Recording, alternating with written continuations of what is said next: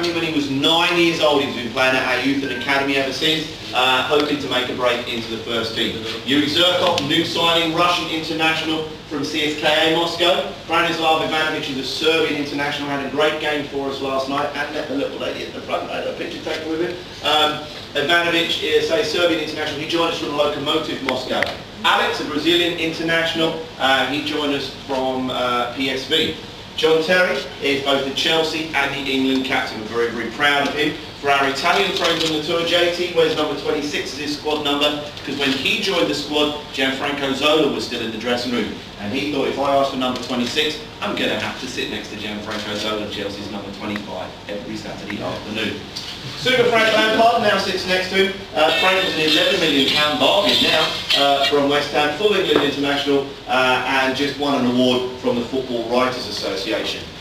Ashley Cole was voted for by everybody in the dressing room as the Players Player of the Year. He joined us from a small club in North London. We paid £5 million plus William Garris for him, and not a full England international. Joe Cole, a lifelong Chelsea fan. He joined us from West Ham to save a Super Frank, but when he was your age, boys and girls, he used to be a season ticket holder and member and come to a lot of the games here at Stamford Bridge.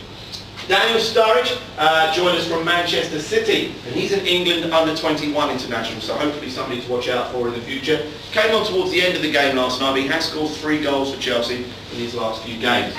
Giuliano Bellecci is a Brazilian international. He joined Chelsea from Barcelona. He wanted to join Chelsea so much, he scored a goal for us while he was still playing for Barcelona. Very nice of him. Michael Ballack, the very popular German national team captain, he joined us from Bayern Munich. Salomon Kalou was voted the Young African Player of the Year, and he's been away playing for the Ivory Coast. Deco also joined us from Barcelona, but most Chelsea fans remember him as being one of Jose's Porto teams that won the Champions League. Florent Malouda was the French National Player of the Year in his last season at Lyon prior to joining us, and as I've already said, his very good friend Didier Drogba at Stamford Bridge. Drogba is the captain of the Ivory Coast national team, and he joined us for £24 million from Marseille in France. John Obi Mikel, still out in Angola at the moment. He scored a penalty in the penalty shootout the other night to get Nigeria through to the semi-finals of the Africa Cup of Nations.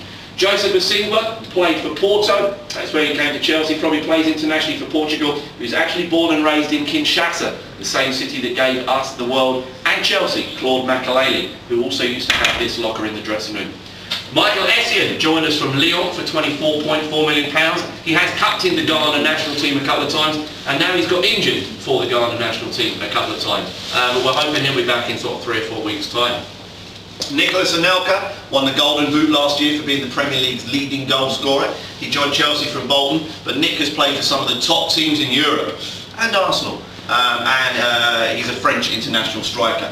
Paulo Ferreira, Ricardo Carvalho, as we said, both joined us from Porto, having won the Champions League with Jose. And then finally, our 3 goalkeepers, Enrique Hilario, he's from Portugal. Ross Turnbull, he's a young English goalkeeper, joined Chelsea from Borough. And of course, Petr Cech of the Czech Republic joined us from a team called Rennes in France. He has captained his national team, the Czech Republic, a handful of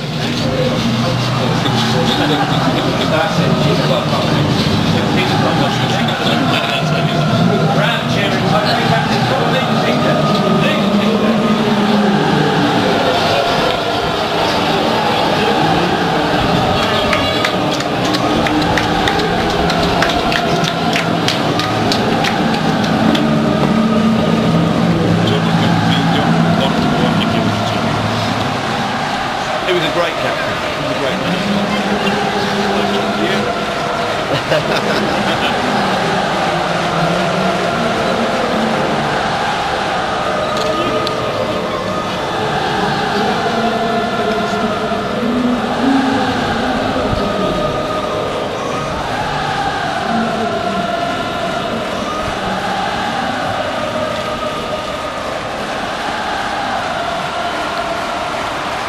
Guys, do you think you can see from here? England internationals here at Stamford Bridge. So the first thing they wanted to do was to find a team to play their home games at the newly finished bridge.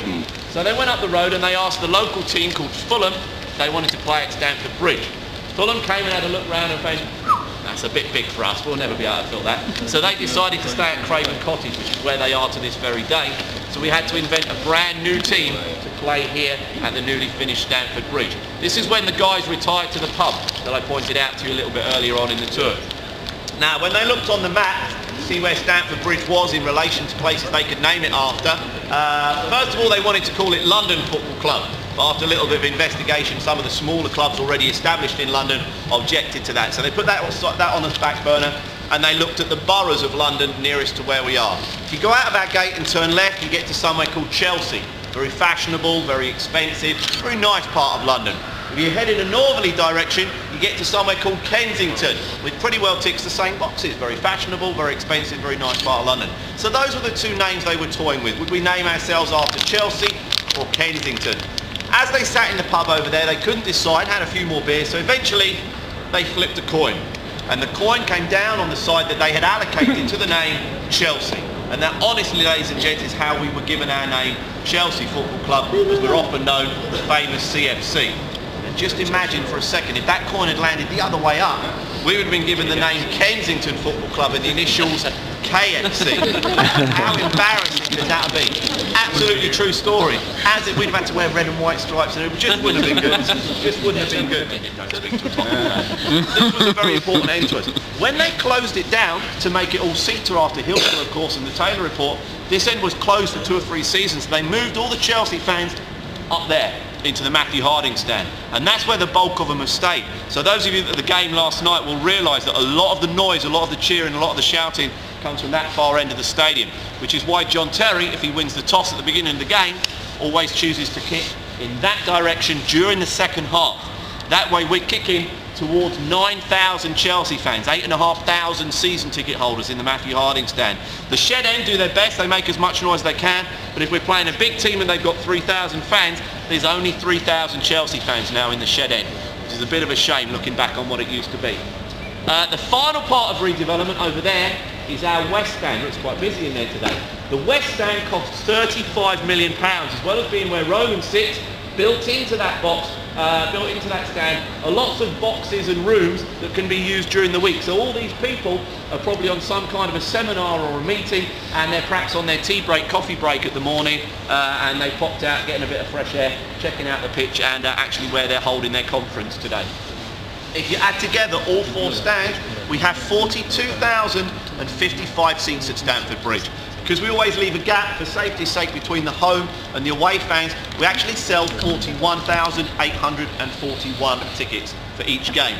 So the nearest you can see for that on the actual attendance is the nearest we are to being at capacity. When we played United earlier on in the season, we had 41,836 people in the stadium. So there were only 5 empty seats around this whole massive stadium. If you assume that the away team took all of their seats up, then that's maybe 5 season ticket holders. One was ill, one had to go to a dentist, one couldn't get the day off of work, one was on holiday, and maybe one's fiance thought Saturday afternoon was a great time to book their wedding. So there's always a few empty seats around the stadium, season ticket holders that can't make it, haven't got a mate they can pass it on to or something like that. But to be within 5 of the capacity